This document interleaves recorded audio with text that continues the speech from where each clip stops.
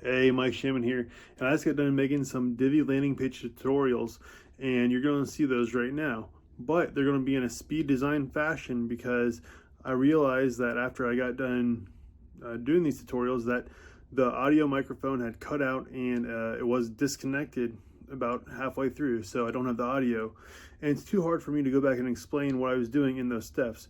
So I got about 4 pages I made, and I'm going to speed those up, and you can see those right now. And if you want some of these landing pages for free, click the link below. There's a link to Divi Planet for 5 free landing pages. Go ahead and check those out, and go ahead and check out MikeShamon.com. But first, watch this video, and we'll see you on the other side. Have a good one. Oh, and if you like these videos, go ahead and hit the subscribe button and like button, and I can get more of these videos to you guys. Thanks a lot.